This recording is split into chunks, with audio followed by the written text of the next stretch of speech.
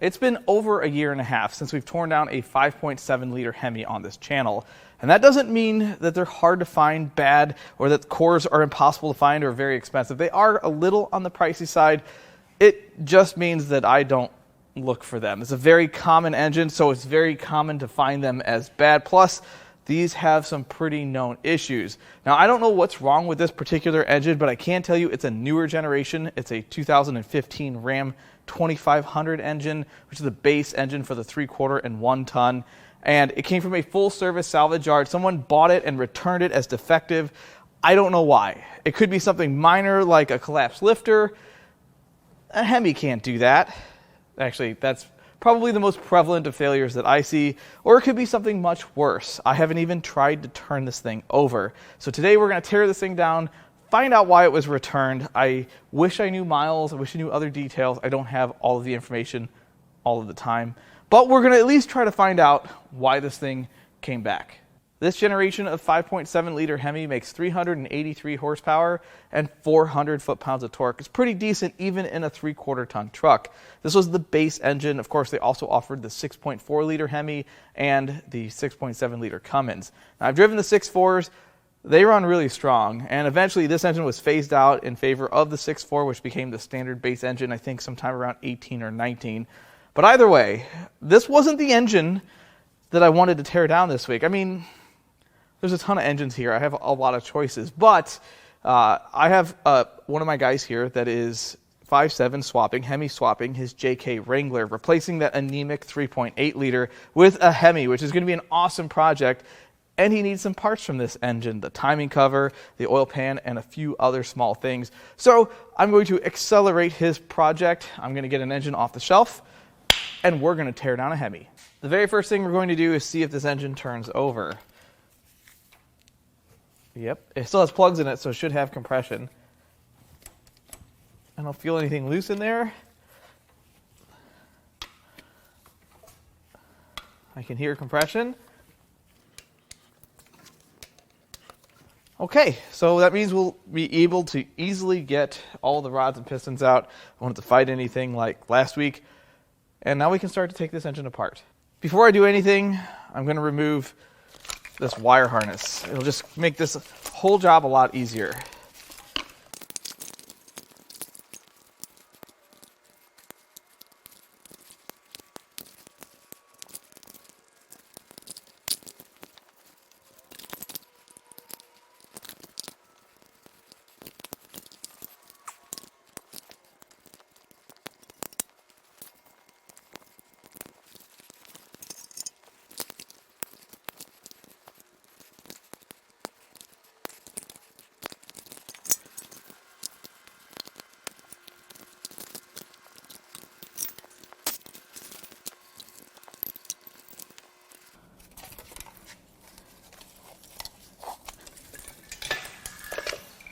And I think, yep, the harness is off. Whoever invented these red locking tabs, I hope McDonald's gets your order wrong. Next, the plugs.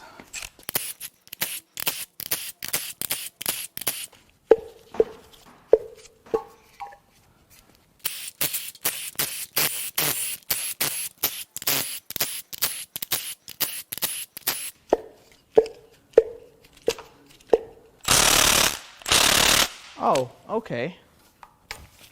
That was tight. We'll just loosen the rest of these real quick.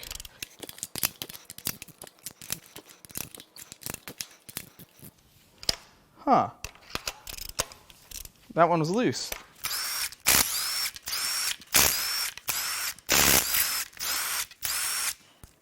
Oh. Well, we've got some good things, some okay things, and some bad things. Good things, they're all the same plug. All 16 of them are present. Yes, these use 2 plugs per cylinder for twice the spark. And some of these look okay. And then onto the bad, these were pretty wet. And those were pretty wet. But these, yee. So something's going on with the rear cylinder on the passenger side. I'm not familiar enough with Hemis to know what cylinder number that is. But that's the location of some unpromising problems. The next thing I'm going to do is pull the intake manifold. Looks like someone's Put a bag over the throttle body. It was asphyxiated. So now we can take all the bolts out. Let's see what the intake ports look like.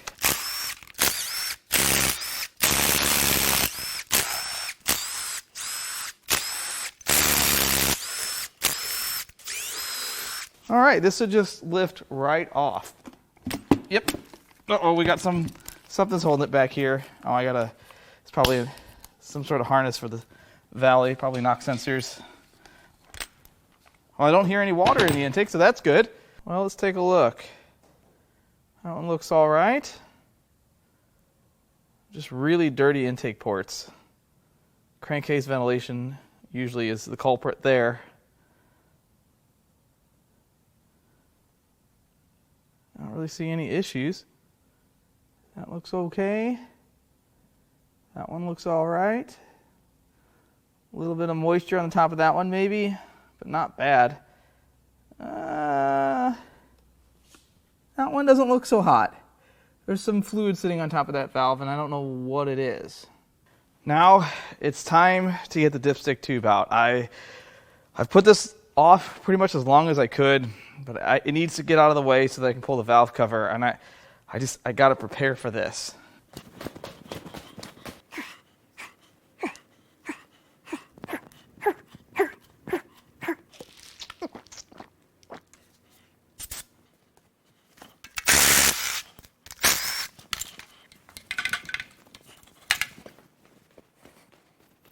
Whew, that was a workout. All right, now it's time to get the valve covers off.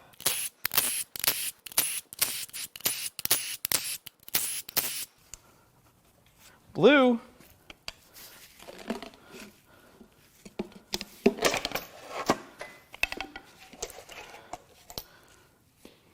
Well, I see a problem. Nope, not supposed to do that. Yep, more problems. So the first thing that jumped out at me was this rocker arm right here. You can clearly see that's clean, and the rest of this is about like everything else. It has a little bit of varnish on it. So why would that do that? It does move. A couple of these move back and forth. I just don't think that's normal operation, but the lifters may not be pumped up, so that could be the problem. But we have some forbidden glitter. Some silver sparkles on the tops of the head bolts. And a little bit right here. And a little bit right here. So there's some issues inside. We're not going to tear down a good engine today. Now for the other valve cover.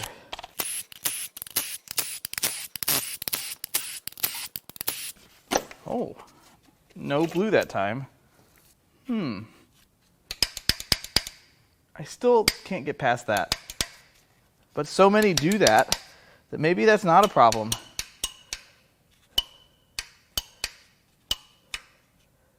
Why would they do that? That seems like a way to loosen valve train components, again, unless the lifters are not pumped up. This side also has some sparkles in it that you're not supposed to see. There's some more metal deposits.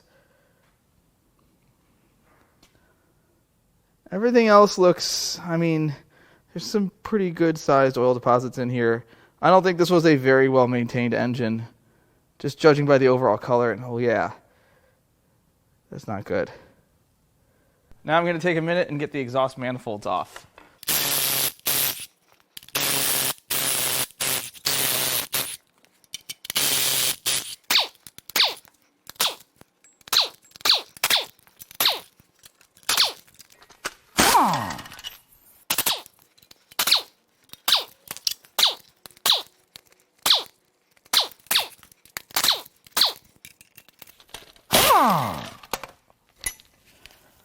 Now it's time to get the valve train out of this.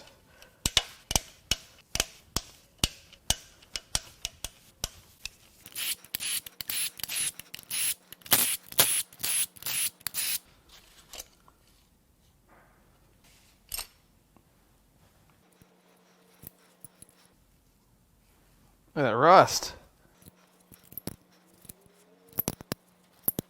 Well, the push rods at first looked pretty good, and I don't think any of them are bent. That one has quite a bit of rust on it. But I looked at the rockers, and where the push rods go, they're not bad, but where they contact the valve, they're not great. Now, some of them aren't so bad. Some of them are... Focus. There you go. That one's not too bad.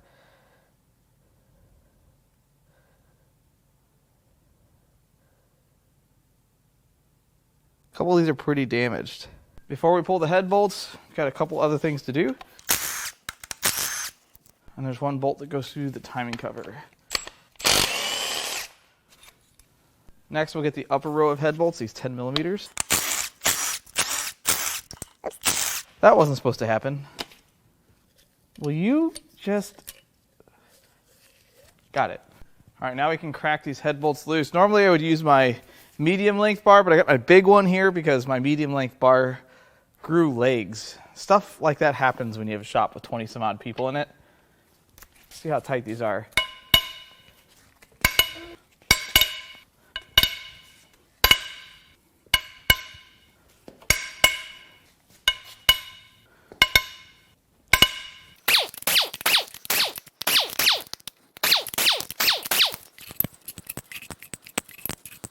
Let's see what's behind head number 1. Hopefully this doesn't make a huge mess on the floor.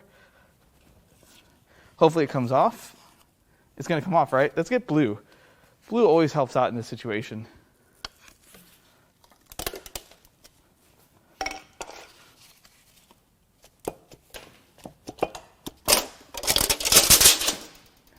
Oh, we can get this head gasket out of the way, hopefully without cutting myself. That looks good. This all looks okay, pretty clean in here. Let's do our scientific test. Oh, I'm turning the engine over. Everything looks good. Well, the cylinders that we can see look pretty good. Minimal wear. I don't see any marks from valves hitting pistons. So far, so good. And while these look pretty grody, they're actually in pretty good shape. I don't see any damage to the cylinder heads. Now, obviously, I can't tell if they're cracked or not because they're pretty dirty, but no signs of overheating yet. I don't see any, nothing steam cleaned like it had hot coolant run through it. All right, time to crack these loose.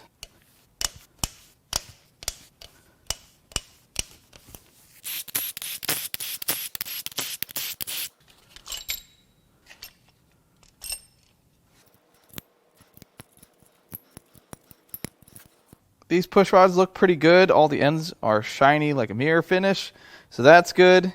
I sprayed some brake clean on there so we could easily see the condition of these. You can definitely see there's some wear from hitting the top of the valves. I mean, they push on the valves, so there's going to be some wear there. I would suspect this is likely a higher mileage engine, but I don't know if that looks normal. Once again, we do the top row of head bolts. Before I go any further, I wanted to show you what the oil looked like. Sparkles.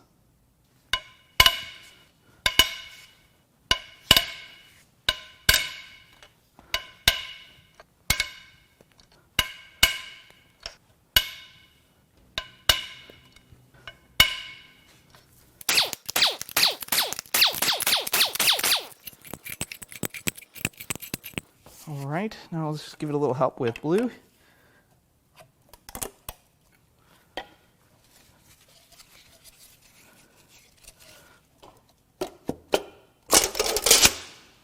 Well, so far, so okay.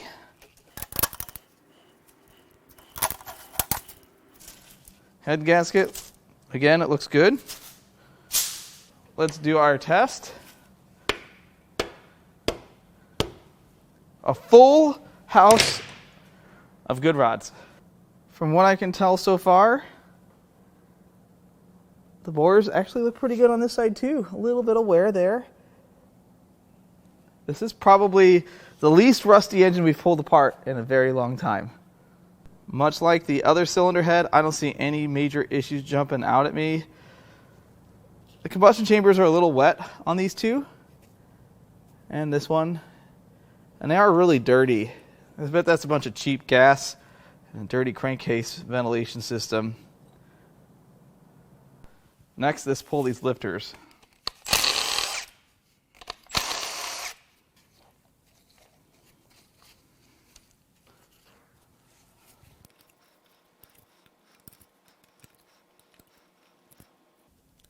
Uh-oh. That's bad. Also bad.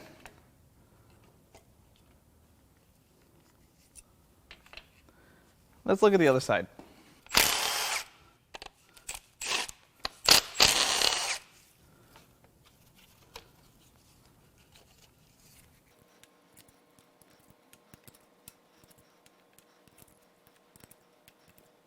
Well, passenger bank, all these rollers seem to be okay.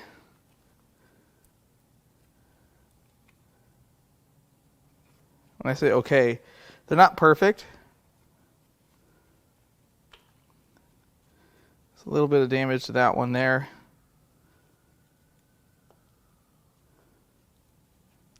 But on the driver's side bank, that feels pretty gritty. More gritty. And then we get to these. That one's okay. This one is bad. Look at that. So these things have little needle bearings in them. And the load is on the needle bearings and the pin right here. And what happens is something stops rolling and it wears or breaks one of these needle bearings. It'll shoot needle bearing out or it'll wear on this pin. And if you take this apart, that pin will be worn on one side of it. And then when this stops rolling, it does this. And then the lifter body shaves the camshaft down. Look at that play there. I'm sure you guys that work on these things every day have seen this 1,000 times. That one's doing it too. Now it's time to drain the oil, or at least the oil pan. I don't know what's in here, but we are going to find out. Hopefully it's drained. Hopefully I can get this bolt out. What the heck? Who did this? Judging by the condition of the inside of this engine, this has been tight for a long time. Not a lot of oil left in this thing.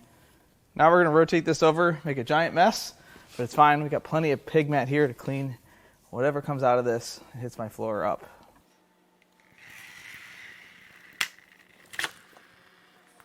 Yeah, I don't think he's going to want that pan.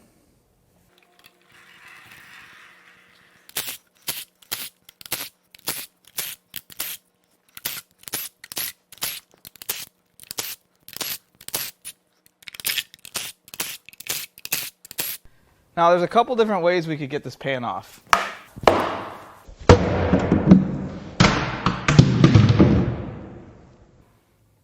That was just one of those ways. Forbidden glitter. Finely powdered. I think we're looking at finely powdered lifter and camshaft. We could put it back together. This pan is wasted. He's not going to want this. Look how badly dented it is. Not saying I did it any favors, but not good in here. Not a lot of debris in the pickup, but everything has a little bit of a anti-seize sheen on it. I mean, if you put enough anti-seize in an engine, it will, in fact, seize. We've seen it. While we're upside down, let's go ahead and pull this pickup tube. I suppose we could remove the oil pan gasket, which is also a windage tray. It does come off, I swear. Sometimes it gets stuck to the pan. Most of the time it gets stuck to the block. These are one-time use, by the way. Not that you should ever reuse an oil pan gasket. Well, the inside of the crankcase doesn't look too bad. I don't see anything too terrible, at least not yet. The last thing I'm going to do with this thing upside down, at least for now, is get the crank pulley out. Well, it looks like my puller doesn't fit this. They redesigned the crank pulley. I don't know why. So I'm going to have to be a little creative here to get this thing off. So this is maybe the dumbest thing I've done in a long time. I found some hardware. I used parts out of 2 of my puller sets. And I have some washers. And we're going to just hope. We're really just going to hope. I don't have a lot of faith that this is going to work. And I might be done because I can't get any further unless I don't know, cut the pulley off. I don't want to do that. That's a lot of work. All right, the rest of the night is hinged on this. Oh boy, do I hope this works. I wish that hadn't happened. Something is happening and I don't know what it is. Okay. Well, I can tell you that bad stuff is happening.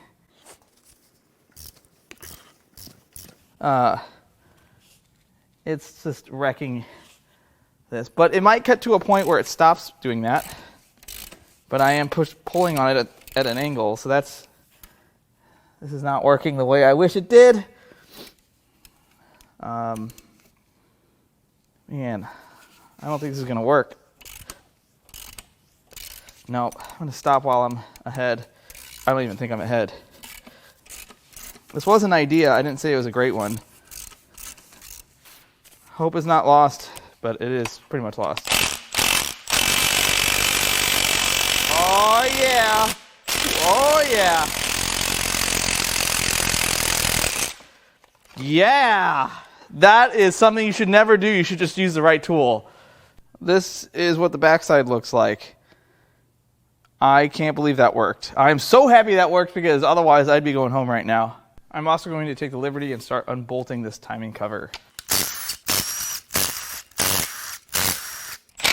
Nope. I'm not sure if I have to pull the water pump to get the timing cover off, but I'm just zipping bolts out.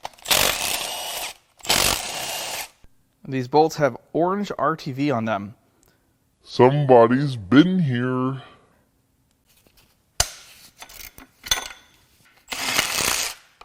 All right, now it's right side up.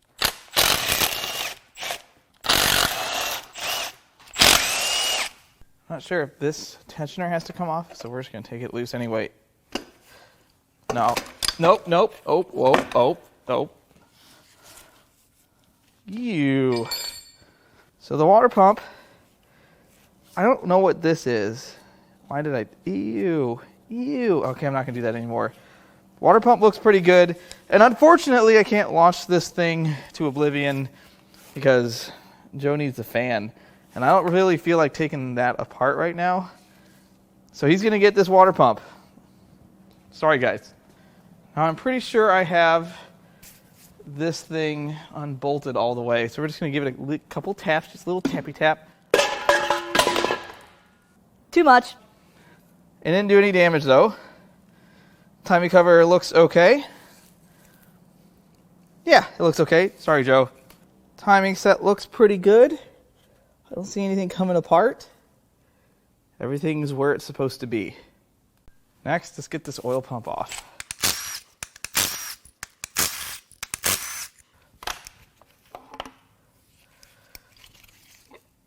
Alrighty. Well, there's just no way I'm not going to take the oil pump apart.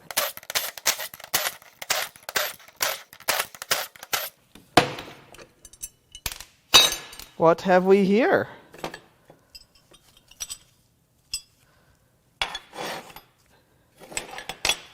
It's good to see that these are still very simple. There's some moderate wear on the housing. It's not terrible. And on the sides of these gears, but I don't really see a lot of wear on those surfaces. It doesn't really look too bad. A little bit, but it doesn't feel gritty or like it's had a ton of metal run through it. The next thing is to remove the variable valve timing cam gear. Keep that bolt for later. Gear looks good. Chain looks good.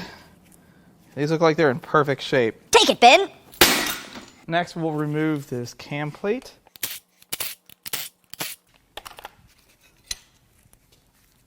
Then I'm going to thread the bolt back into the cam so we can pull the cam out. I don't think I have to pull anything else out to get the cam out of this engine.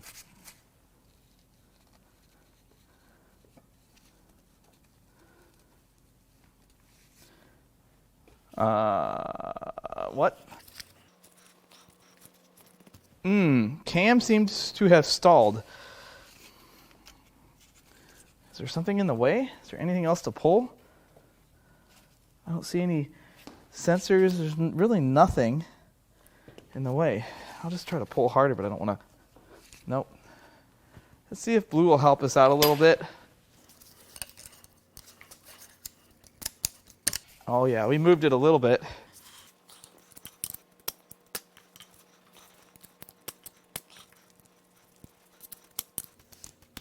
Nope. All right, we're going to tighten this up and see if we can rotate it over.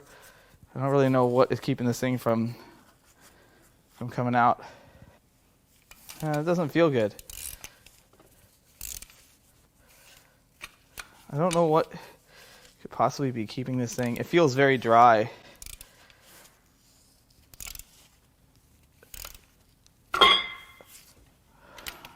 Okay, that was a little on the rough side. Oh. Oh. Oh, bad. I really don't know why this cam fought me coming out, but many of the lobes are very pitted.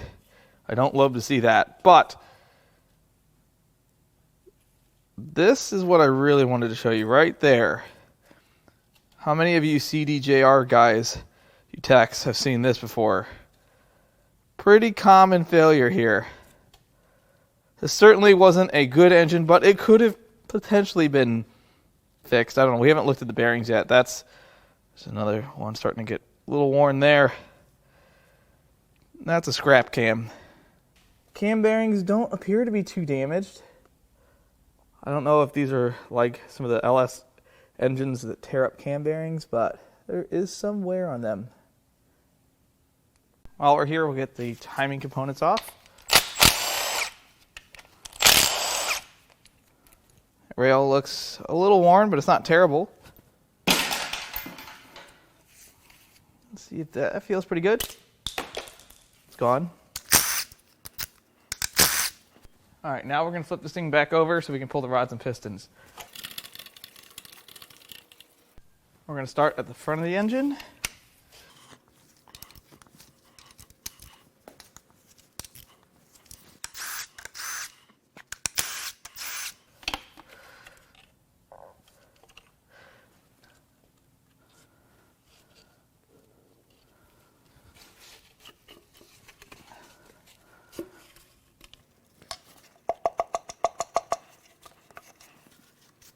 A little bit of carbon at the top of the bore there.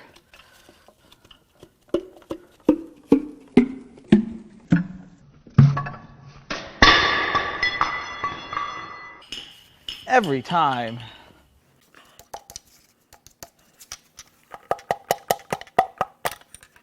Turn it over for the next two.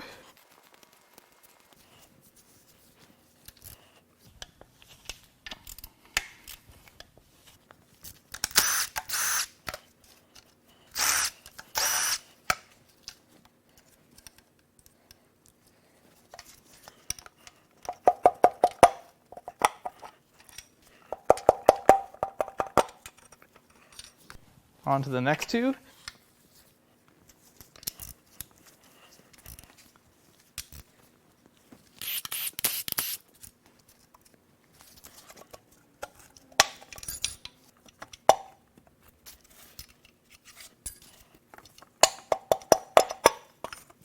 And the last two.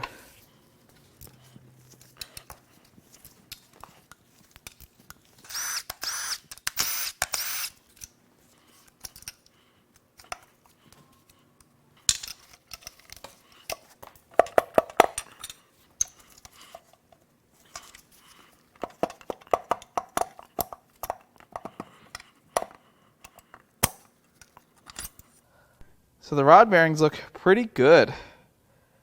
You know, it's never a guarantee that they'll look good after metal's been through the engine, but I don't think a lot of debris got in here.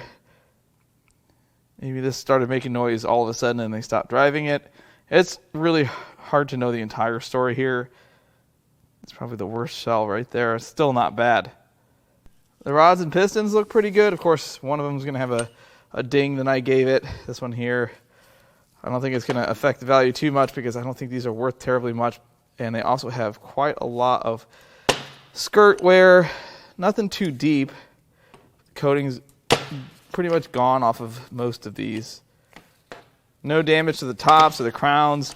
All the rings seem to be pretty free, but the oil rings, really small oil rings on these things.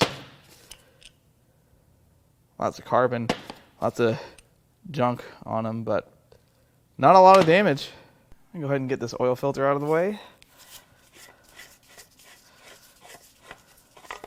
See if we can't cut that open in a minute. To have access to this main cap bolt, I need to take the oil filter housing off.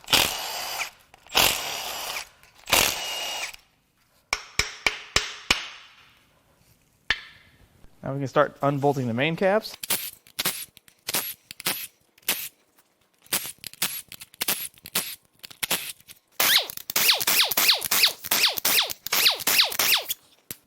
Oh, look at all that sludge.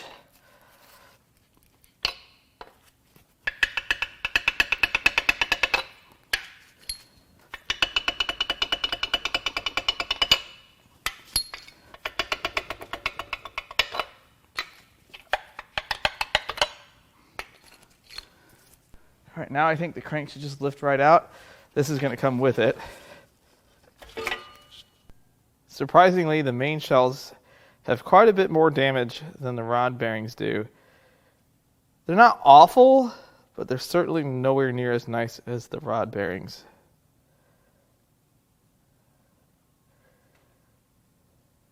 The crankshaft has some wear on the main journals. Rod journals look really nice. I think this thing would polish out. I don't think it's going to need a ton of machine work, but I don't know if 5.7 cranks are even that valuable.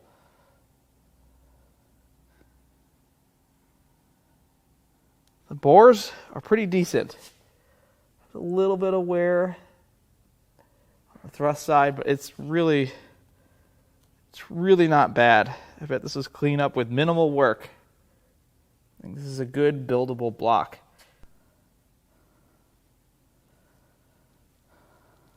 That's probably the worst of it right there. It's not terrible at all. Let's take a look inside this filter. Yeah, every pleat packed with pewter, silver, lifter. I knew it was an I just couldn't tell which one. All that forbidden glitter. It's not bearing material though. I've heard lots of people say the reason that these lifters fail is the location of the cam itself. They say that the cam is in an area where at low RPM, it doesn't get splashed with oil from the crankshaft. So unless it's turning a higher RPM, it runs dry and it can create a problem with the actual lifters having not enough lubrication and ruining the lifters. However, this engine was clearly not very well taken care of. I don't think oil changes were a priority with it. And that's cheap insurance. If you own one of these things, changing your oil every 3,000 to 5,000 miles, that's what I would do. I wouldn't go any further than that, especially when you know it's such a common problem.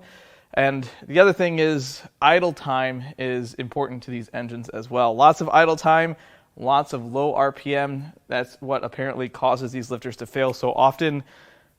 That's pretty much I guess it would be a bad block design. But at the same time, I've seen lots of these engines with 250, 300,000 miles on them, and they run perfect.